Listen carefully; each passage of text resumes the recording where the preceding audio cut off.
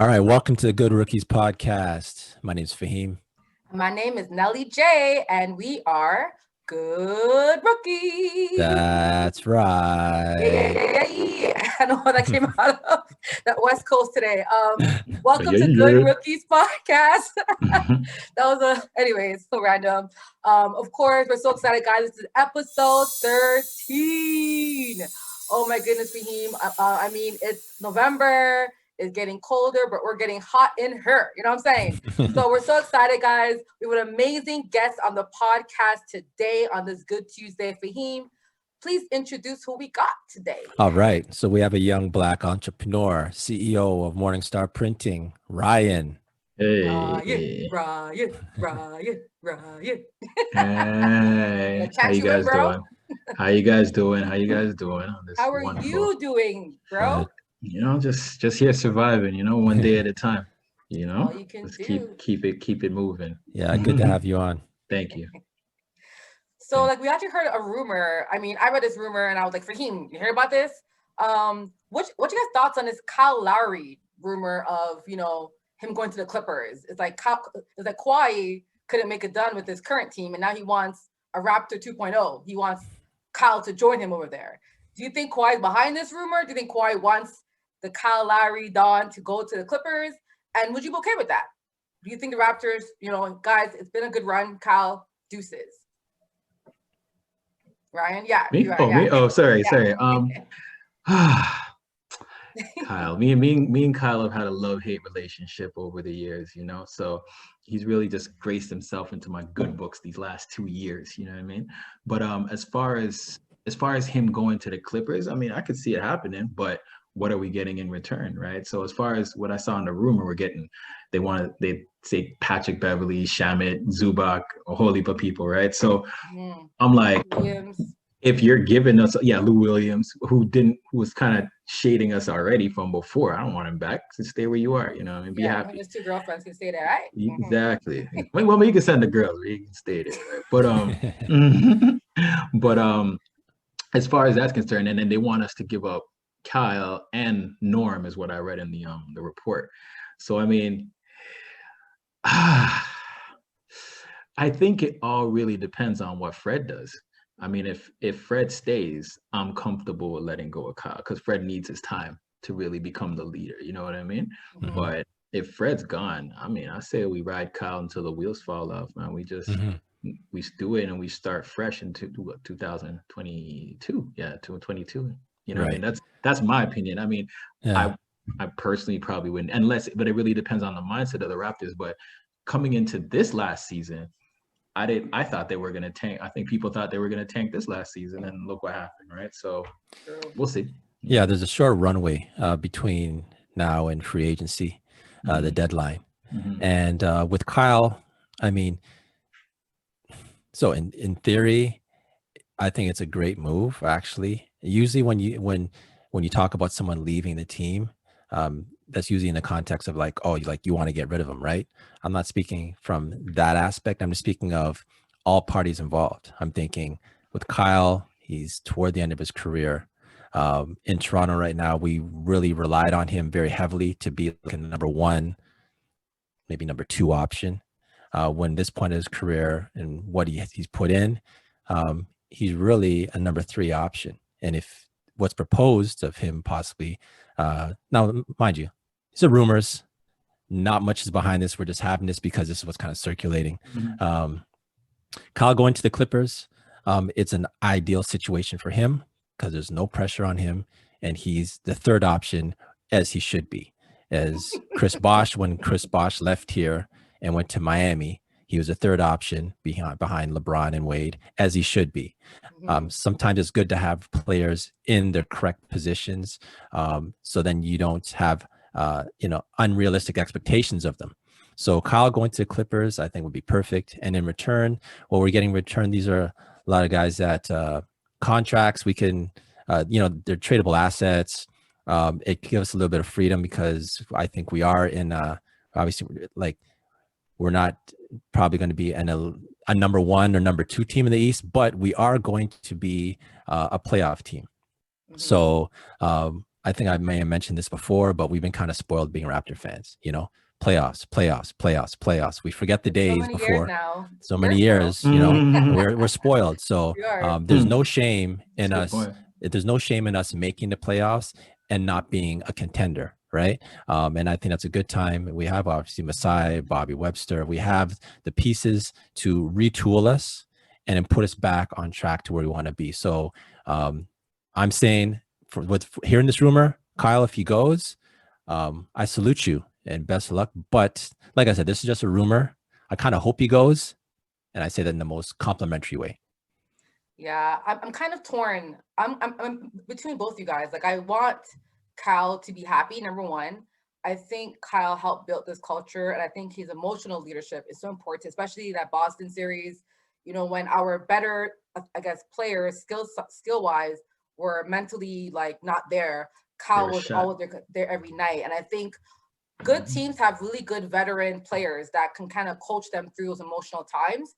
And so my vow to Kyle is not just on the court, but more an emotional in the locker room, off the cameras, behind the scenes. I think he's such a good, inspirational kind of player that people can ride behind. And I think if we lose him and Fred, our culture would be kind of gone a little bit. So my thing is that, like you said, if we can keep Fred, then I'm comfortable leaving with Kyle going, because I think Fred could be that Kyle Lowry, emotional, confident type player. But if we can't keep Fred, I think we would need to hold on to Kyle Lowry, just at least to keep him. But I mean, if we don't trade Kyle now, next year when he's free agency, nothing for Kyle. You know what I mean? So it's like, why not trade him now, get a couple of draft picks, and I'm more confident with aside drafting than Colangelo back in the day. Remember those picks he did? So like, I feel like if we get more draft picks now, next couple of years, it might be better because, we can do a rebuild and build around, Siakam. Sorry for him, but Siakam, who we have. Faheem's like, I'm over Siakam. Get him. But, so yeah, like, let's see what happens. Again, it's all rumors. There's rumors around what's going on. So I think, I mean, look, what was it? November, what today? And then first is training camp. Like, it's a very short window. Yeah, sure. So I think we'll know by probably by the NBA draft on the 18th, we'll probably know who's doing what and where.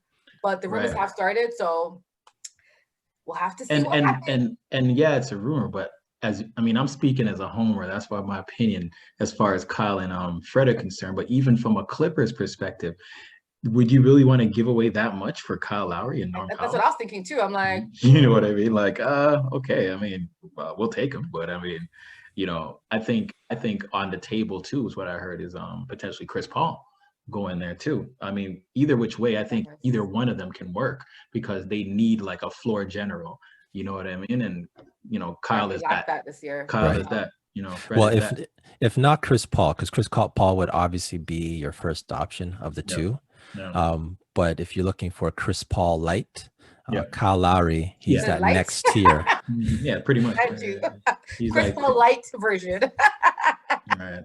And I'm not really sure. You guys probably know the stats. I'm not sure how much years Chris Paul has on his contract. But with Kyle Lowry, I know he has the one more year, right? Yeah. And the Clippers, I mean, I could see them doing that only because they have 1 year to make it work. I mean, Kawhi and Paul are restricted free agent. They can leave. That's right. If they leave, the Clippers are gone into the Stone Age. They're done. Right.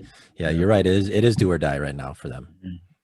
So that's why getting Chris Paul or Kyle Lowry or just some kind of floor general, that's done in the playoffs is like of utmost importance for them right now. They have to do something. They have to, whichever way they go, because that'll be the biggest flop show of like ever. All these players. Oh my God, Mr. Beverly, it's over for you, LeBron. All this stuff, and y'all can't even win or like make it to the actual conference finals. That'll be absurd. That'll be an absurd topic for sure. If they can't make it work. Great. As a Clippers fan, I wouldn't even want to think about it. Like I'd be stressed. Oh, for sure. I'd be stressed. Because they'd be. Oh, sorry. No. Go ahead. No, I'm just saying because the Clippers, like I said, they go back into the Stone Age. Like they own, like the Thunder has like their next picks until 2056. You know, right? It's like they have nothing else to do. Like, well, yeah, you said it. So Ryan, so like, you are an entrepreneur owner, and I love that. We've all talking about on the show and the podcast how we want to always try to promote Black people in ownership positions, because like COVID, like this year, prime example of, being an owner, how important that is to manage and have control over your money. You know what I mean? Where some people are relying on employees and employers to keep the job, or I've heard some really bad stories this year about owners not treating, but Black people who lose their jobs because they didn't have that power behind it. So I did see something that was really cool, that you worked with. Is that like John Tavares, like the Maple Leafs captain? That's really cool. Yeah, So, it was actually like his foundation, right? His foundation, and I think first of all, I didn't know he had a foundation. Did you know, Faheem? Yeah.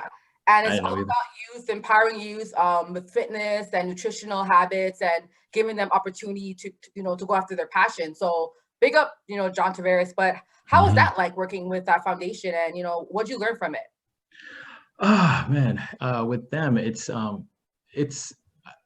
like a whole new kind of world. Like, when you see these, these guys, because you see these players playing, and you don't really know what they're doing philanthropic wise outside of that. So when I was actually approached with it, I was kind of thrown aback. I'm like, oh, this is what you're doing, and I thought you're out. Because it's mostly his manager I deal with, and I remember asking him, I'm like, oh, so is he in Florida right now? He's like, no, he's in Markham right now. He's out there doing work. You know what I mean? So yeah, and he's very John, he's very thorough. He looks over everything. He's like very hands-on with everything. But yeah, you think that these guys, they're athletes, but I guess even as an athlete, professional athlete, you have to have a level of focus, right? So a level of attention to detail, level of that. So they carry that into other as well too, because like this is not the first time I've dealt with like Leafs. Like last year, I dealt with a former one, Dominic Moore, and he has another foundation where he has they play ping pong for charity downtown, and we did a bunch of printing for them, and all these Leafs were there, and the private thing, and I'm the only Black guy there, but it's all good. And that matters. So that matters, though, right? A Black man can work with these guys and still get stuff done. Exactly right. So yeah, they're doing the most on the back end, right? So like it's pretty cool. That's nice. Dope. That's dope. So guys, check out John Tavares' foundation. It's really dope. You can donate, and they're doing a lot of things for the youth. So that's a big up. John. And Morningstar Printing, you're still affiliated with the John Tavares Foundation? Yeah, we actually just finished a batch for them yesterday, actually. Nice. So we shipped that out for their more clothing for them, and some other stuff they're doing as well too. But yeah, they seem to be happy with what's going on. I'm always calling them up. I'm like, you guys are good, right? There's nothing wrong. Make sure you guys tell me, because I'm trying to get this money. Right. That's a solid account to have. So yeah, big up. So, but yeah, they're pretty. They're cool. They're cool. So far, so good. Thank God. Nice. So good. You guys heard about the Bleacher Report, their top 5 NBA franchises in the last 5 years? Where's Raptors? They don't like us over there. Well, Nelly J, you're right. The Raptors we made the top 5 list. Really? So this is Bleacher Report's top 5 NBA franchises in the last 5 years. Raptors made it. So number 1. Actually, let's start with number 5. Number 5, Cleveland Cavaliers. The last 5 years? Last 5 years. So I'm just wondering, how long ago since LeBron left? It's been 2 years since LeBron's left. 2 years. So and the last 5 years they've won a championship in the last 5 years. So that would be, I guess, on the tail end. Finals, what, twice? Right. So that would explain it. Just when I seen Cleveland, they seem so relevant for so long now. 2 years is a long time. So it is an NBA world, especially with COVID. I feel like this has been 5 years from March to November. So number 4 is the Houston Rockets. Number 3, yeah, Houston. Number 4. They've been consistently up there. I can see them. Yeah, they've been consistently mediocre. Yeah, pretty much. Second round, first round, whatever. But right. But just to see in the top 5, that's kind of a surprising one. Number 3, the San Antonio Spurs. Now, keep in mind, this is the last 5 years, so we have to think longer range. Because if we're thinking immediately, last few years, Spurs have not done anything. But even the last 5 years, see, Spurs is number 3 in the last 5 years. I think that's it. I think that's pushing it, right? Because even when Kawhi was there 3 years ago and he tripped over Zaza's foot, they still. That was the conference finals though for him. So they made it pretty far. Right. Couple years now. Right. And then before that. That was conference finals? Was that second round? Against Golden State. Because the Warriors beat Rockets, remember? Before that. And then they made Gotcha. Yeah. Right. All right. So Spurs number 3, surprising. Number 2, the Raptors. Let's go, Raptors. Hey. Yo, pick up Cabby, guy. That's Cabby, dude. I think that's Cabby doing it. He's working there now. I think big up to Cabby. That's his work. The Bleacher Report, right? Big ups to Cabby for real. He's been doing them. He's come a long way, man. Oh man, he's an OG. He's an OG, no doubt. Triple OG. Yeah. Toronto Raptors. So number 2. So we have the championship, but keep in mind the absolute consistency we have last 6-7 years of just playoffs. Yeah. But to make top 5, remember even at attendance, we're up there with attendance. And we'll circle around the Raptors. Number 1 is the Golden State Warriors. Obviously. That's fair. I think they've been the top. I mean, last year, of course, they had injuries, but the last 4 years before that, they have 3 rings. Definitely. Yeah. Definitely. That's undisputable. Yeah. Last decade. There's just something. So I'm not disputing the Warriors as the number 1 top 5 NBA franchise in the last 5 years. But it just goes to show what winning can do. If you look at Golden State before, I'm talking early Steph Curry. I'm talking like when him and Monte Ellis were fighting for a spot, early out, With Mark Jackson? Yes, Mark Jackson days, right. Golden State was not a destination on the offseason where people said, you know what, I want to go to Golden State. You know what I'm saying? It wasn't until that breakout year after Mark Jackson that started to pop off, which would make sense to the 5 years, right? But it goes to show the last 5 years are number 1. Before the last 5 years, they wouldn't be a top 10. You know what I'm saying? No one wanted to be in Golden State prior, right? So it just goes to show the difference that winning can do for a franchise. And also, I think the highest paid franchises, like monetary wise, is Golden State and the Knicks. The Knicks not even top, they're not top 10 in the franchises, but they're making more money than all those other franchises, and it's crazy. Even more than the Lakers. You think the Lakers, they historically have such faithful fans, but the Warriors surpass them when it comes to money. You know what I mean? So yeah, you're right. When you're winning, your fans will invest in you and go to more games. Now they're moved to Silicon Valley now. They're just right. They're just gonna be killing it now. Yeah. I mean, I don't think it was nice that they moved from Oakland, where they've been supported for so long, but it is what it is. Well, sometimes you evolve.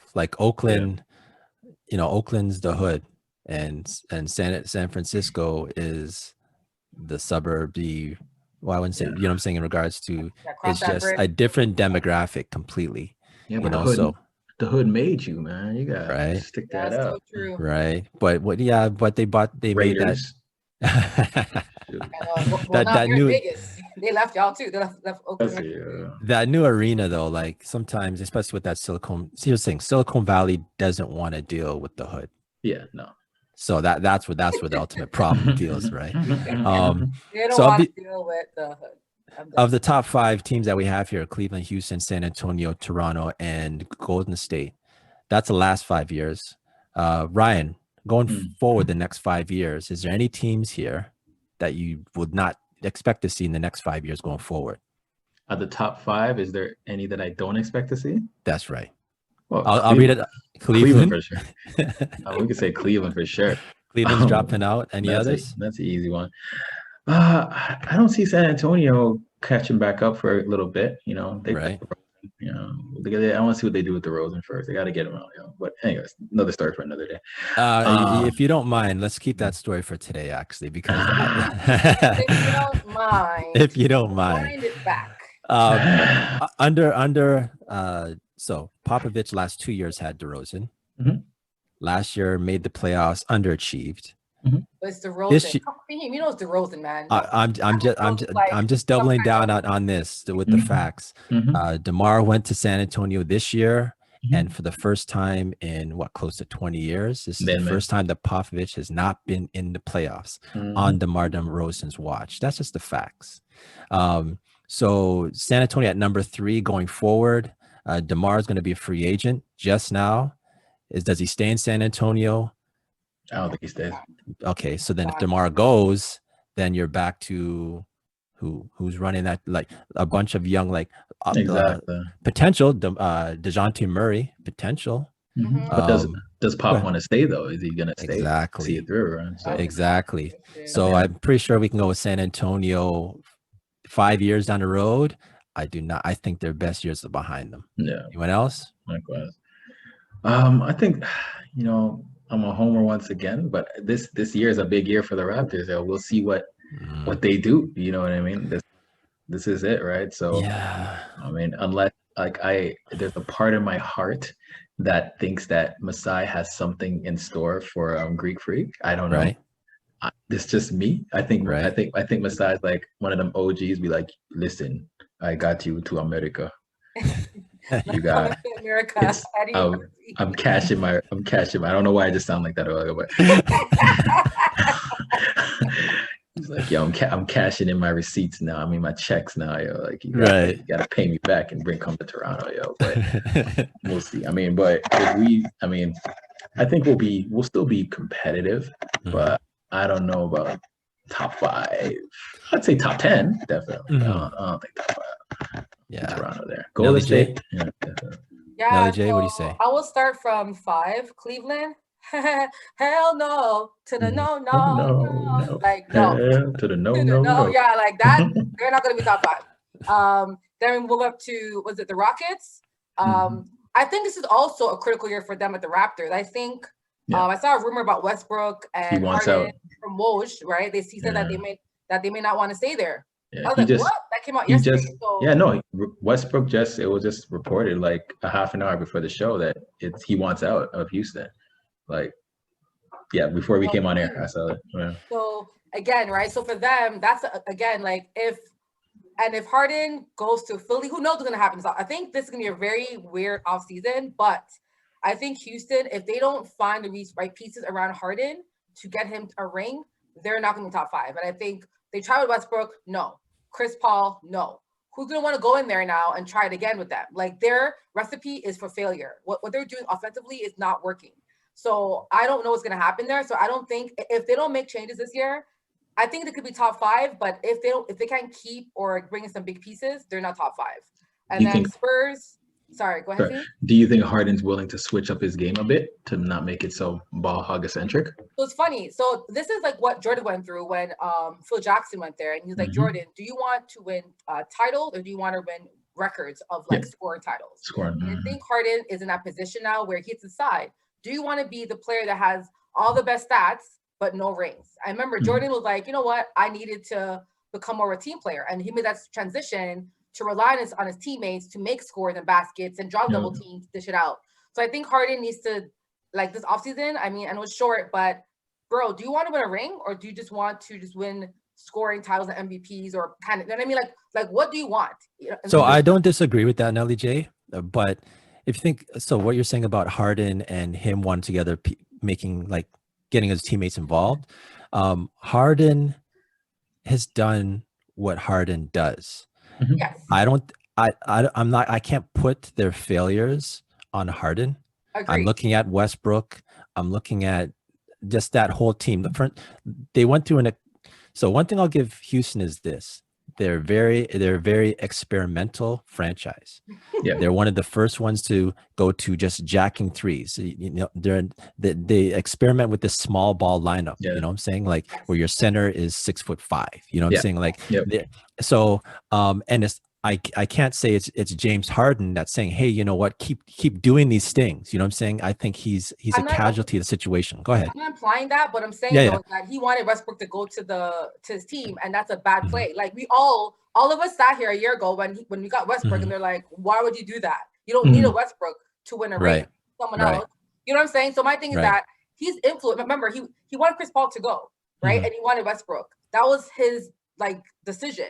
So Right. I'm not saying it's yes, like in the playoffs, of course, you know, certain things happen, but I do believe that he did not pick the right player to play with him. I think he needs to pick someone else that will complement his game, like you said, that can uplift the entire team. You know what I mean? So Right. but all I'm saying is that if they don't make the right moves in off season, they're like they won't be top 5. I think it's a pity. I think him and Chris Paul should have ran it back one more year. Personally, yeah, that's who should run it back. right. I think Chris Paul is Yeah. a big player. Like I'm a big fan of his. So that Me I too. just thought that was a bad trade. Sometimes when you have you know, we all know how it is. You have egos and you have people. Westbrook has a history since he was at OKC. He played with Kevin Durant, one of the best players on the planet, and he's still going at his neck, like not really to give it up. He's just like, hey, this is my team too. You know what I'm saying? So he has that alpha number one option mentality.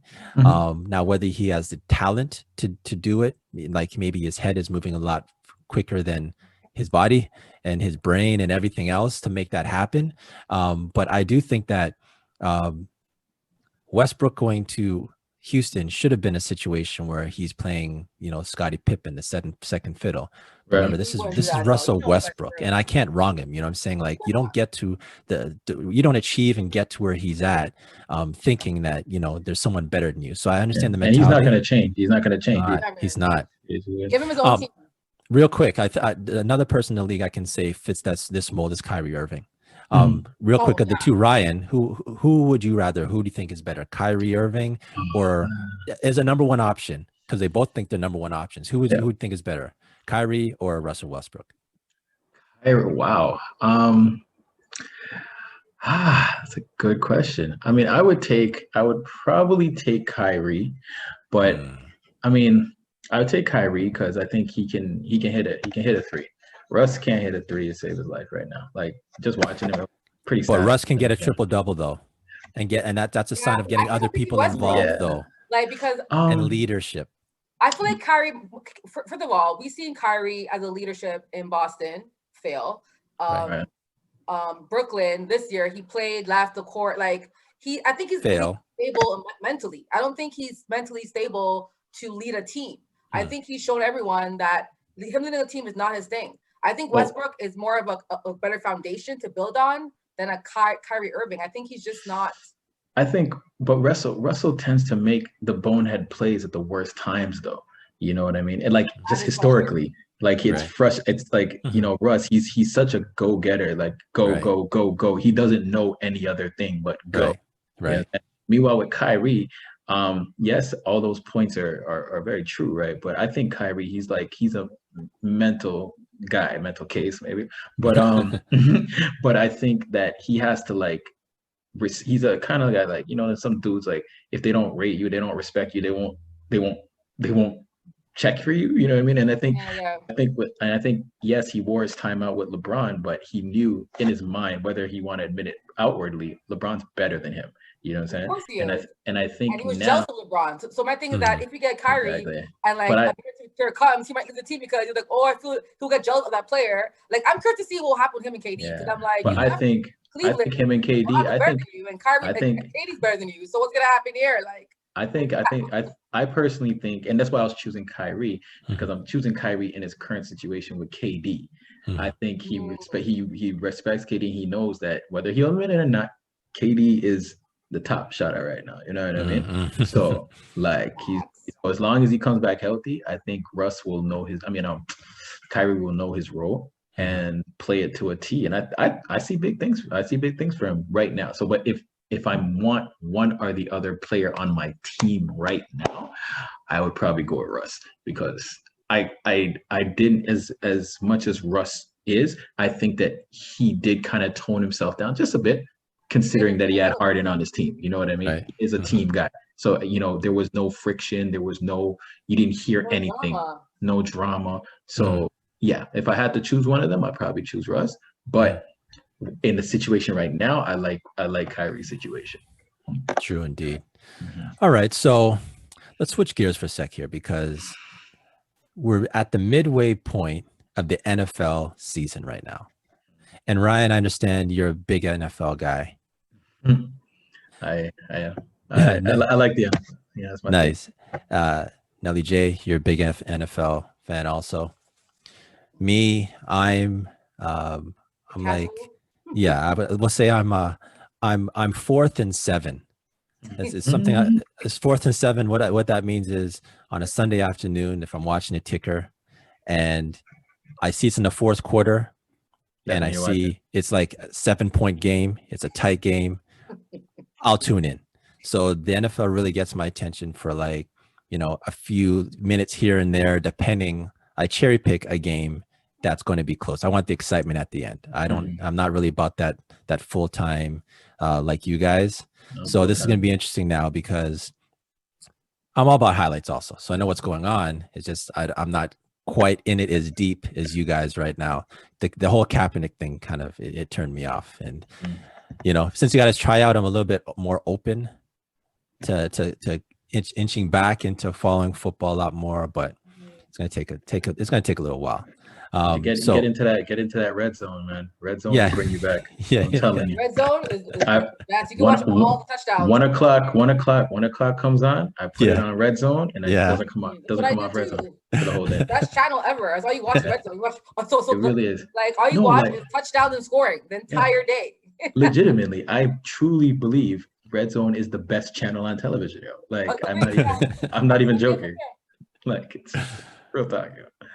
But all right, so since we're at the midway point right now, let's just go into just give me some teams, say even the top three teams that you guys think right now you should be looking out for right now. Actually, let's start with this.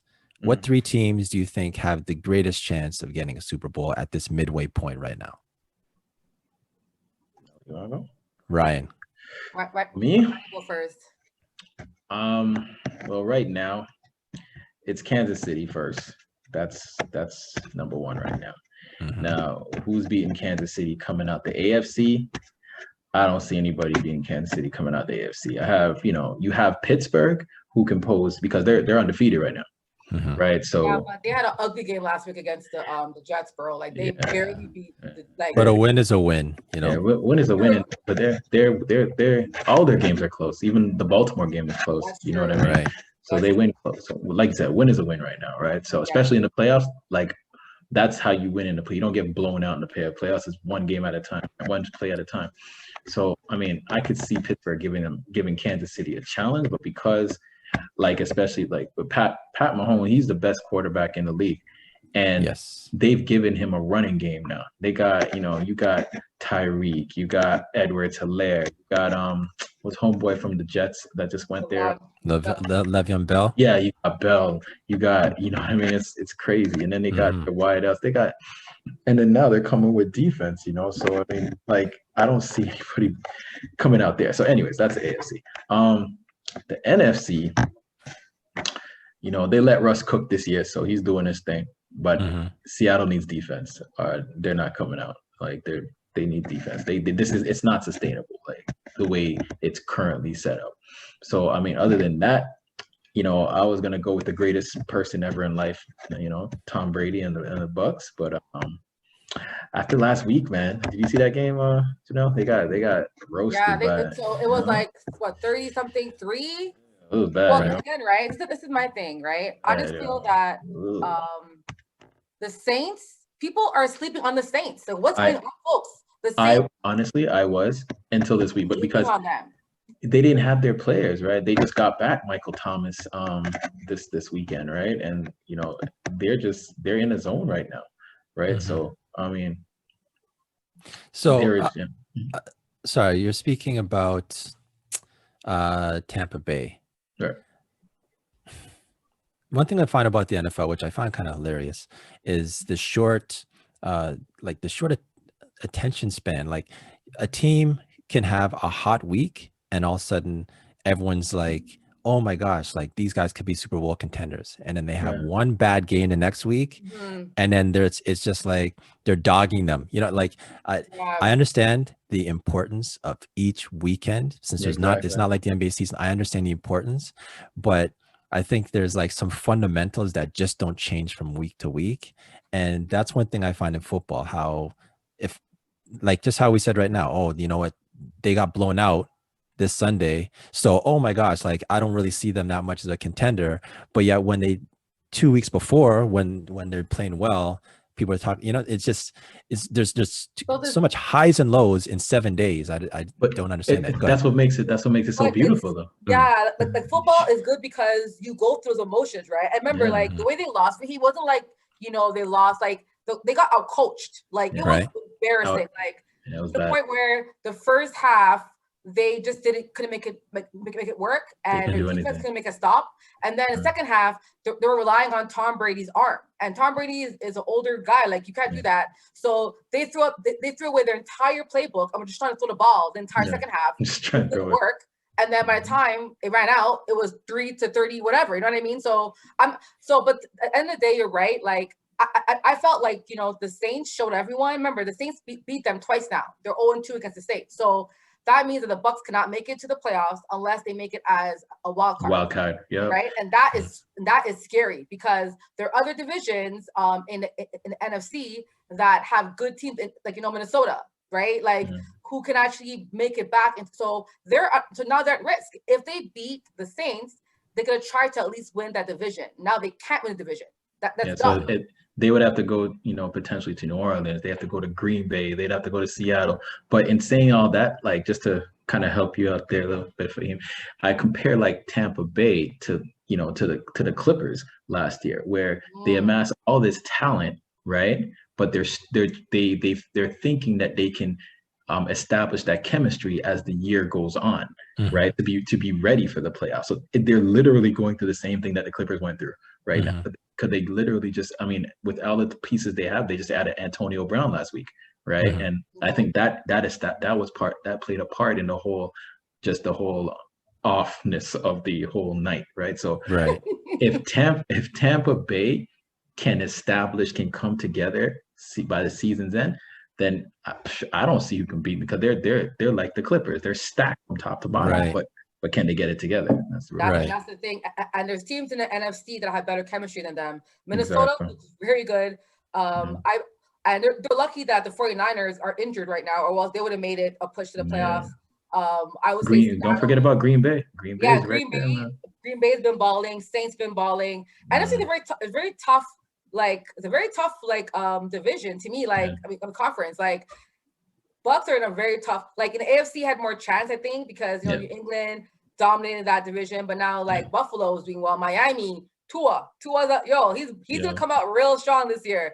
So don't count on my Patriots yet, man. Cam. Cam is gonna bring him back. Right? Hey, I would love to see that, but mid-season, I'm sorry, like they have a very tough schedule. I think they got Baltimore this weekend. They got Baltimore Sunday night. Tough players, but I feel like Seattle. So my top 3 teams was number 1, like you said, for sure. The Chiefs. Like these guys are balling. Like they score quickly. Their defense is hot. How do you stop them? How? Like even when they're down by 30 points in the third quarter, they come back and still win. So they're a scary team. And I think I would say, honestly, I'm kind of excited to see what Buffalo does. I know Buffalo fans are going to be like, don't jinx us. But, they've had a really rough couple years now, and they're actually under Josh. Like they're playing very, very well. I think they cracked the NFL, rankings this week too. So big up to the Bills and the AFC. And then Miami. I think the AFC East, that will be a very interesting division, because I think Miami has a very easy schedule coming up, and they could take over that division. So that's cool to look at. On the flip side, for the NFC, Seattle looks good, but their passing D sucks. I think that they're the last team. Like literally, Faheem, you can score on that team. Just pass the ball. Just pass the ball. You're gonna win. It's terrible. So if they don't figure that out, poor Russell, because his son name is Win, and he ain't gonna win nothing if they don't change that passing defense. So that's a big thing for them. I think the Saints, their confidence is building every week. They've been steady and quiet because the Bucs trend has been really massive. So Drew had just been steadily just doing his thing every week.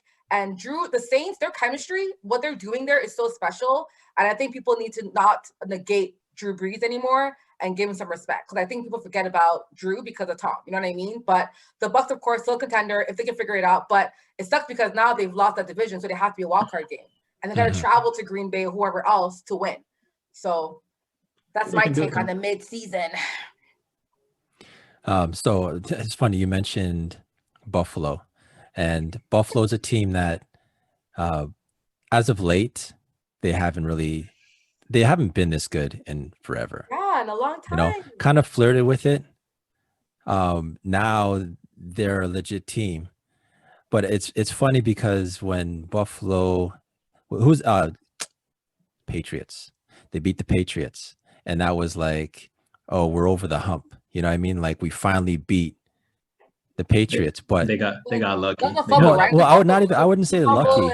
I wouldn't even say lucky. 4 seconds of the game. That was really fluky. No, my take New is England, this. New England was coming to win that game, man. No, but New England, like, first of all, on the off season, like some key guys didn't show up.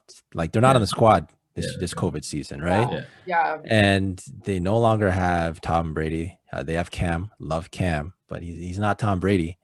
So I mean, just the fact that Buffalo is beating up on the Patriots in a season where it's a depleted squad.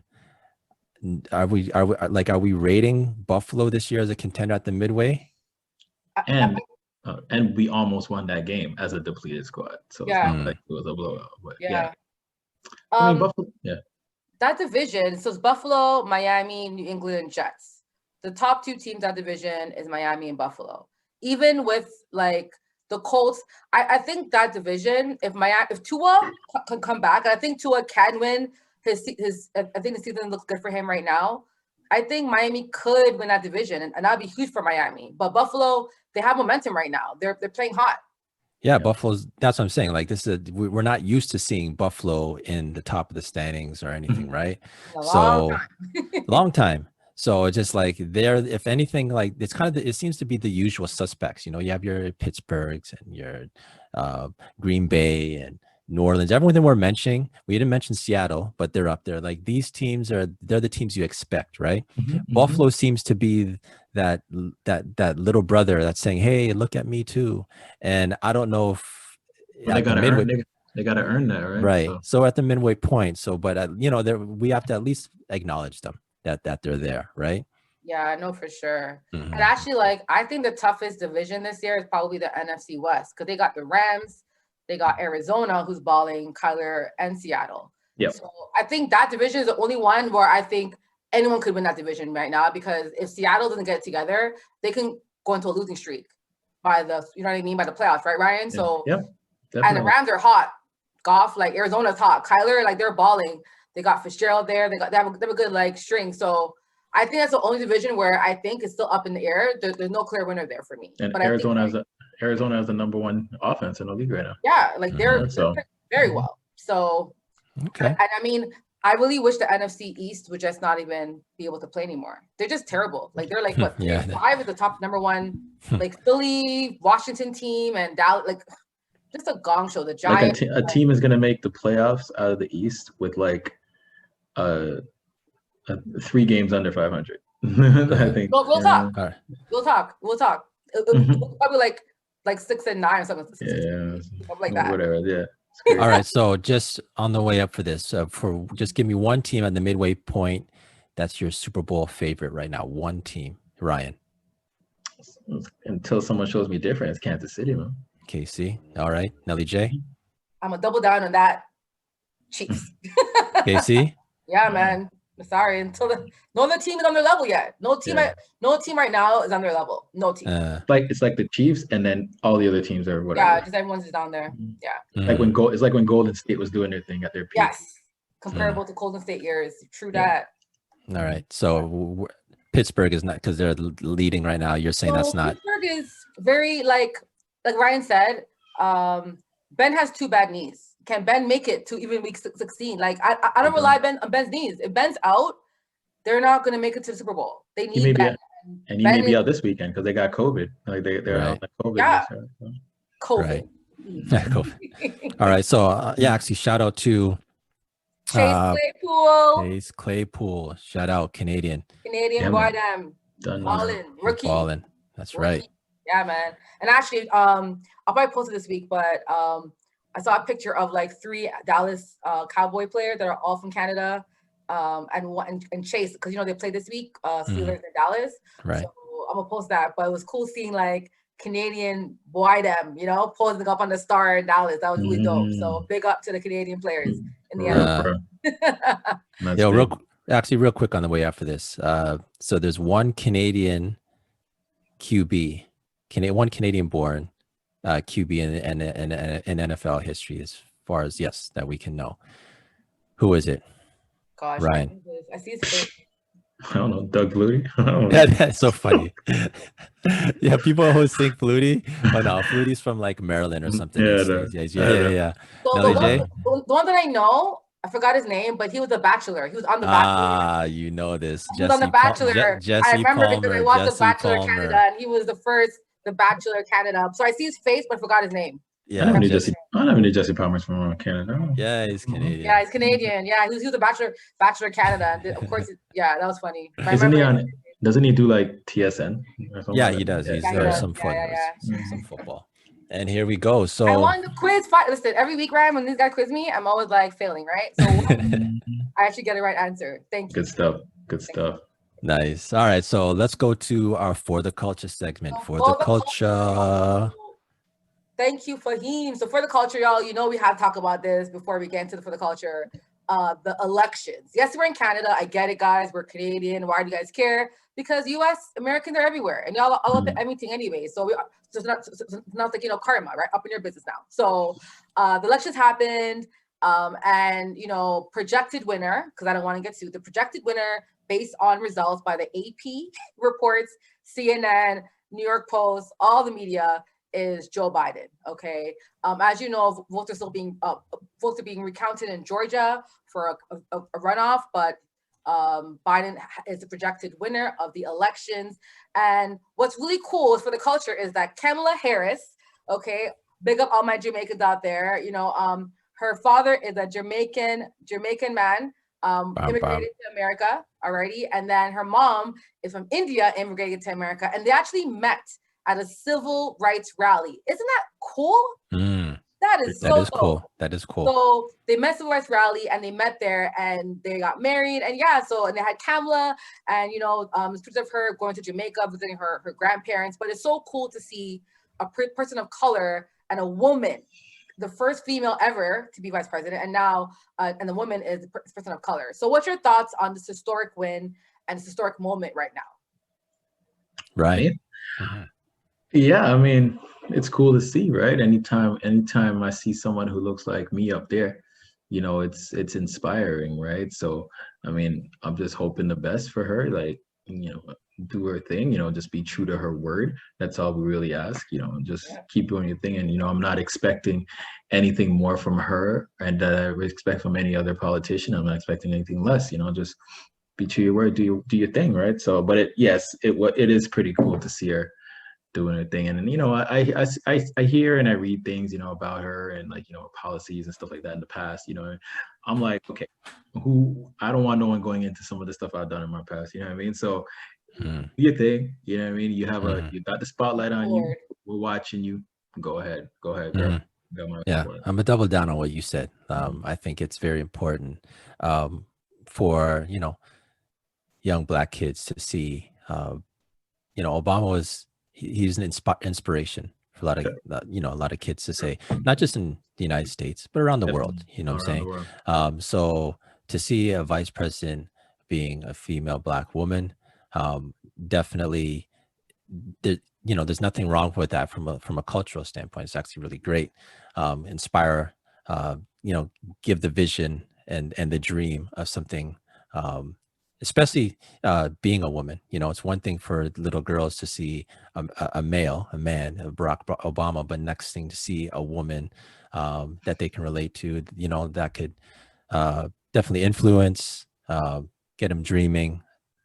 I mean, it's great. I'm actually, me personally, I'm happy the way this election has turned out. Let's see, what happens from it.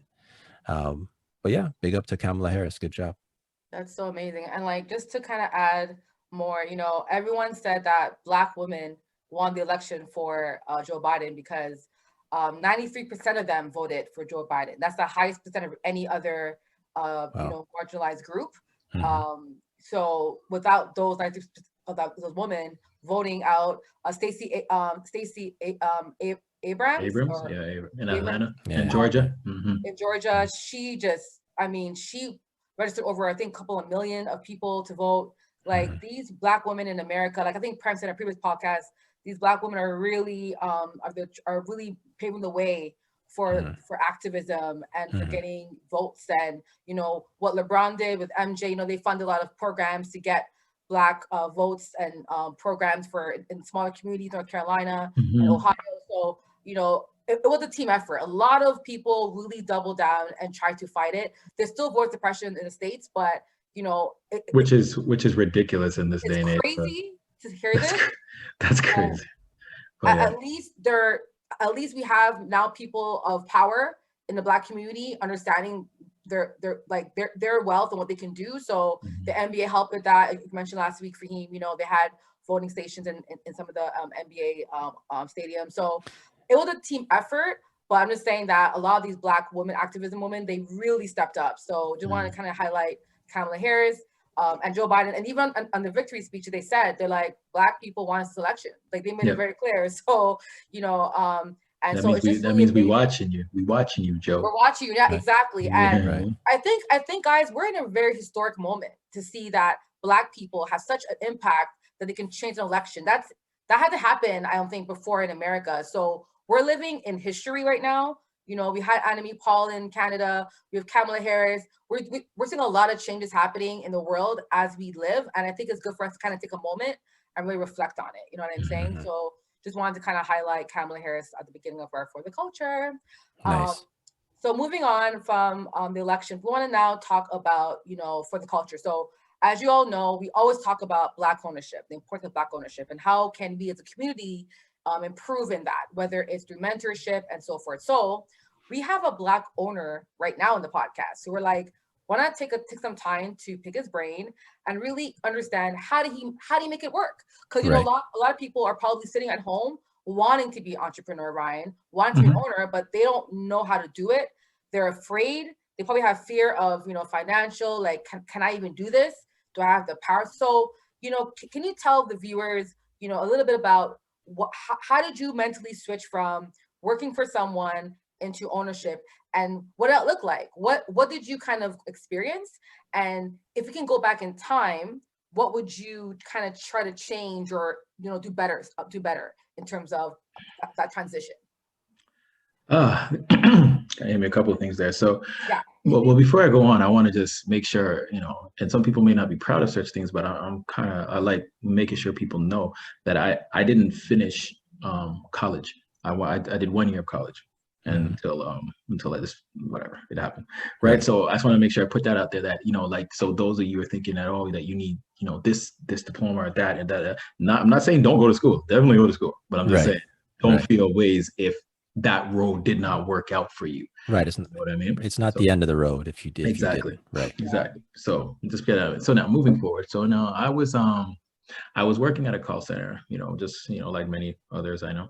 And what led me to, go to a business was, when I hit 30, I was just like, I'm a man. I can't be just here. I got to be out there. I got to be, spread my wings. I can't.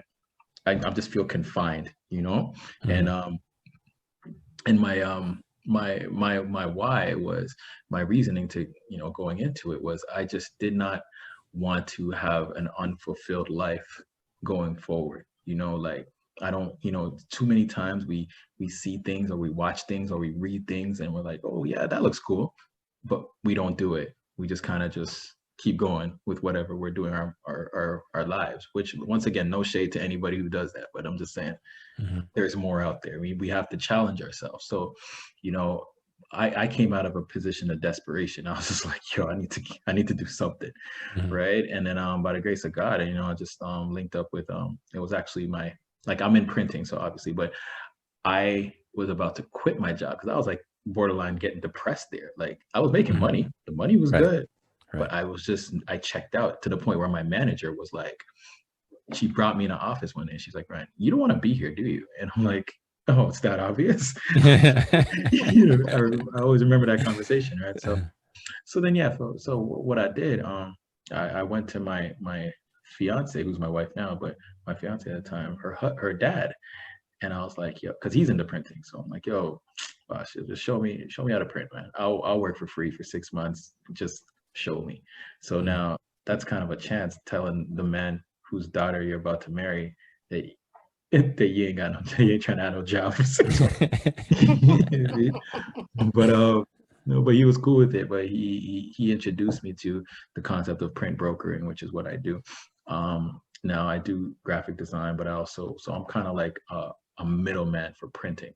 So if you need something printed, my job is to find the printer and get it done for you, and then I collect my money in the middle, right? So, but because I don't have machinery and stuff like that, my overhead is a lot less, which means I can provide cheaper prices to people than even if they went straight to that printer themselves. But because I bring volume, I'm a negotiator. I negotiate my own rates and stuff like that. So anyways, now as far as getting into the business, what I did, I talked to people who I respect their opinions. And one of the things that I was told that, don't quit your job until you have about at least 3 months of essential money paid saved up for it's a cushion stuff, right?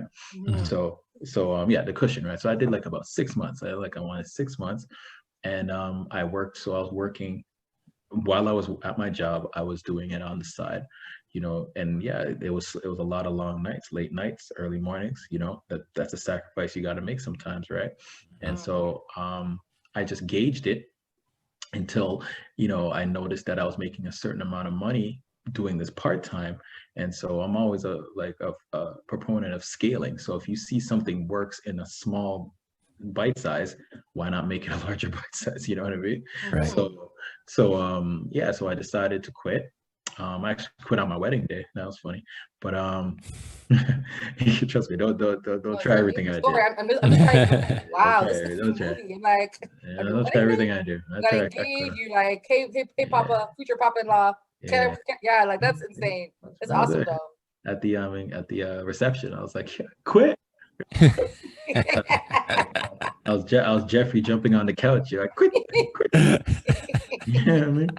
But yeah, so from there, I just, and what another thing I tell people is that if you're gonna do your own business, you can't treat it as a side business. And side business is cool, right? Like, but when you think of something as a side, you treat it as a side. You're like, right. Man, like I went in when I'm starting, this is my business. Even if it was my side, this is my main, you know what I mean? So when I did transition, I treated it as, okay, I get up in the morning, I do A, B, C. Noon, I do A, B, C. Afternoon, B, C. Evening, A, B, C. You know what I mean? Like that's where the discipline comes in, because this is how this is how I put food on the table now. Right. And even something I tell people is that I don't, it's not fact, but it's my experience that everybody I know and everybody who I study that's successful, a lot of them don't have a safety net. Like once you get going, sometimes when you have a safety net, you don't go full hard into what you're doing, because you think, okay, if this doesn't work, I can kind of, it's all about a mindset. So there is no plan B for me. It's this, or I haven't even thought about it, right? You know what I mean? So it's like, so and then once you get into the world of entrepreneur, it's nothing I can really explain to people. You just gotta, when you do it, you see so many things. You start seeing everything differently. Like it's kind of like the Matrix, man, when you kind of see like, oh wow, there's a whole world of business owners, and you meet other business owners and you find out different opportunities and, different investment opportunities, different business stuff, different ways to operate. It just keeps going and going and going and going and going. But you got to make that first step and go out on your own, Right. Yeah. Well, sorry, go ahead, Faheem. I was just going to say, so first of all, I just love the way you started. You're saying you went through a transition from frustration and you took a leap. Just the fact that you went to your future father-in-law, and you said, hey, listen, I have a plan where I'd even do this where money's not involved, but just the you understood the value of opportunity and money, and you didn't allow money to get and block your opportunity. You didn't allow your chase of money to block your opportunity. So I love that about that. I just one question I do have is so in the space that you're in right now, you do printing, and the printing you do, is it just corporate printing, or is it just like, can regular people just want a shirt and come in? Like, because I know you don't do the printing, you're the middleman between, right? Is it a do they, and you mentioned bulk orders, is it just like small volume, corporate, like what is everything? That you print. Everything. So, you know, in the last years, I did start doing custom T-shirts. So that is one thing I do myself. But when it comes to printing, like, and that's another thing. I've amassed so much.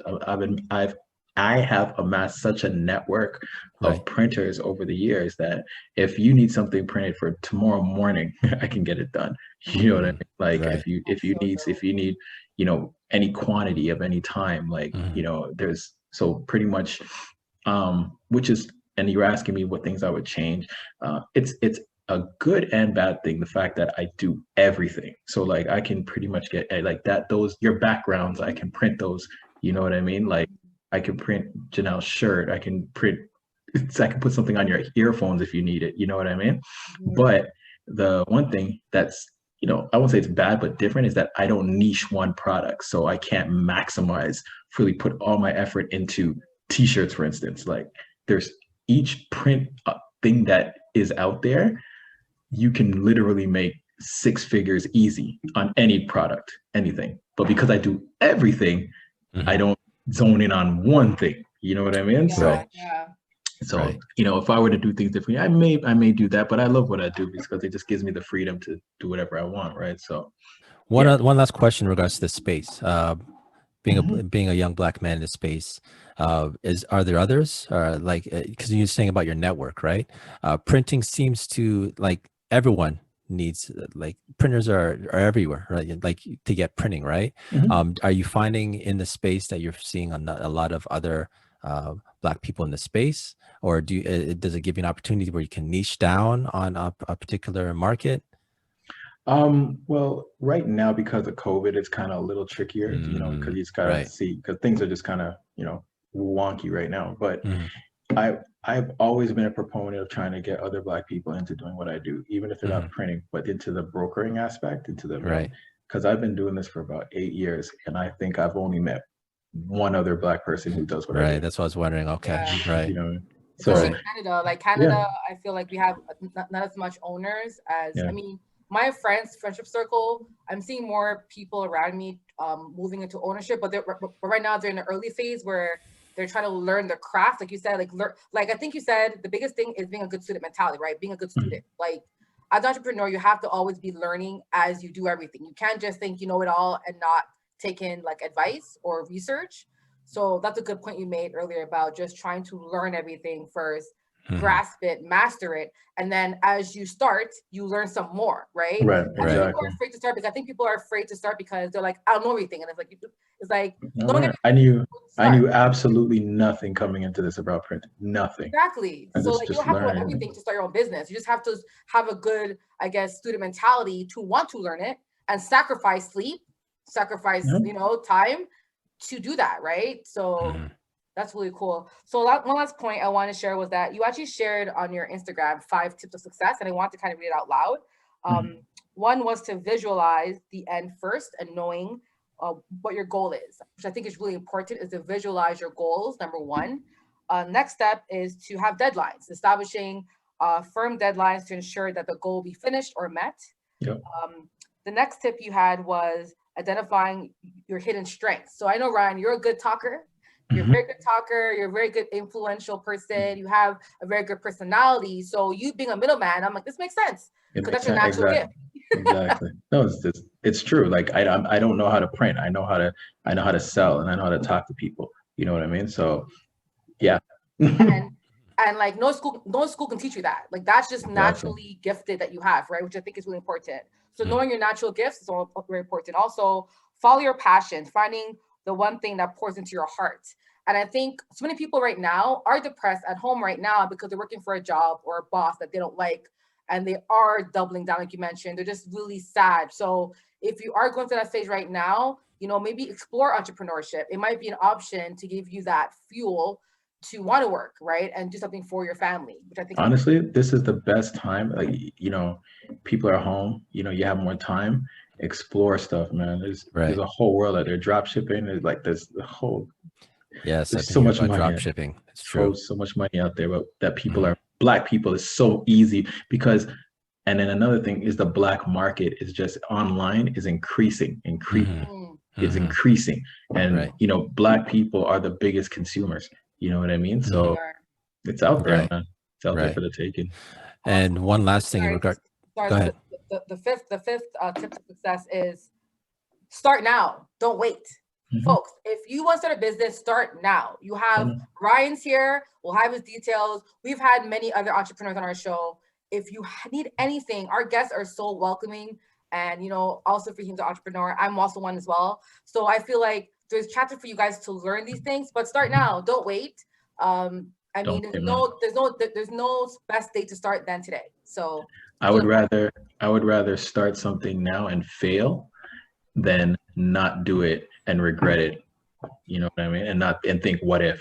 Exactly. You know what I mean? So just do it, man. Good point. Do it like MJ. Good point. So once again, that's just do it. I heard you, Nelly J. So once again, that's Morningstar Printing.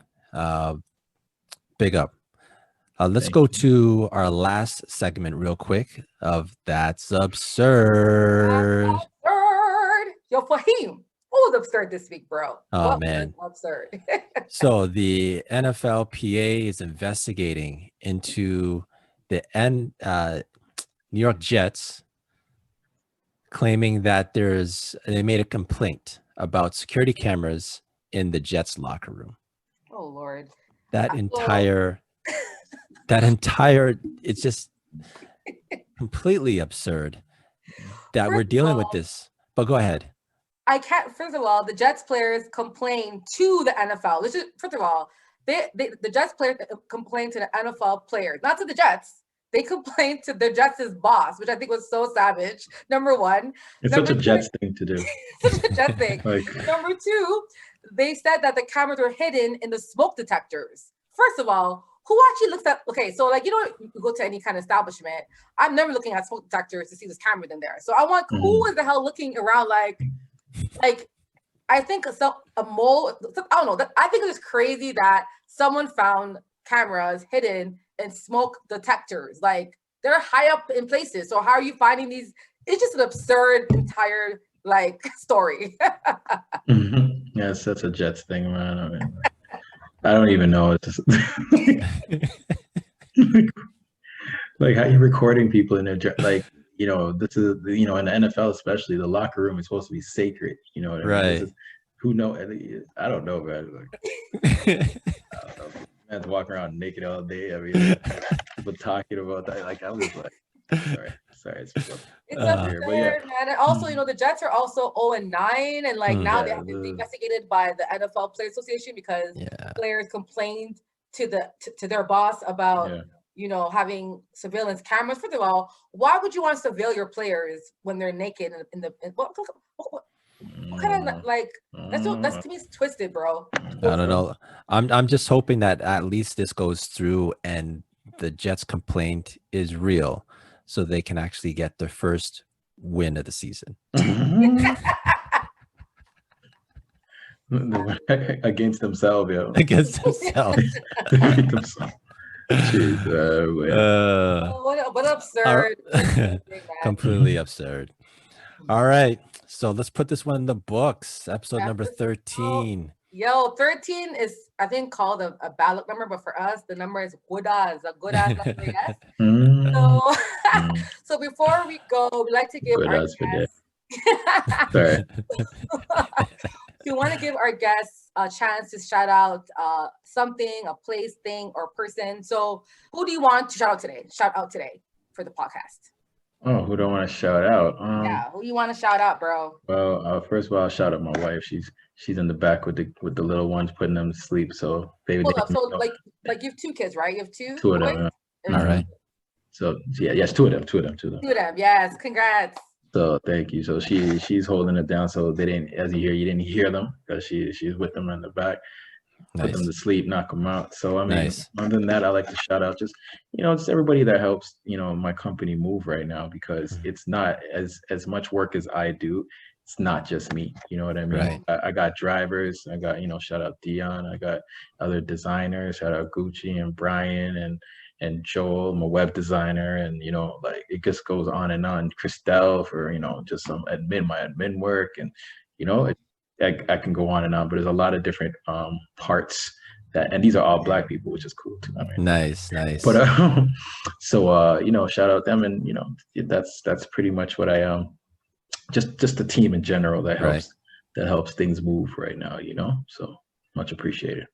I Nice. appreciate you. Well, well, big up your team. Like that's amazing. Yeah. And that's why again, Black ownership is important, because when you're a Black owner, you can decide on who you want to hire. And a lot of times, this week, I think data came out that there's a lot of discrimination in hiring against Black people in Canada. So another example as to why Black ownership is important. So and big up Zeke too. Yeah, Zeke is my hardest worker right now. He's 15, so I kind of try. Nice. I want, because I'm like, I wish I had someone like me when I was that age. You know what I mean? So he comes by after school and he helps with a lot of work. I'm just, so let's give him a big shout out to him, because nice. Zeke can be doing a lot of other things right now at 15. So exactly. Yeah, shout out to Zeke. And he does a great job too. So no complaints. So nice. Mentorship is important. So that's awesome. Yeah, I want to shout out your business real quick. Black owned, Black operated. Love to hear that. Morningstar Printers.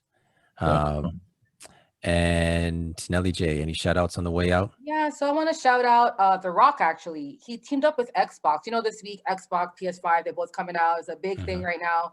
So The Rock teamed up with Xbox to give away custom Xbox X Series consoles to children hospitals across America.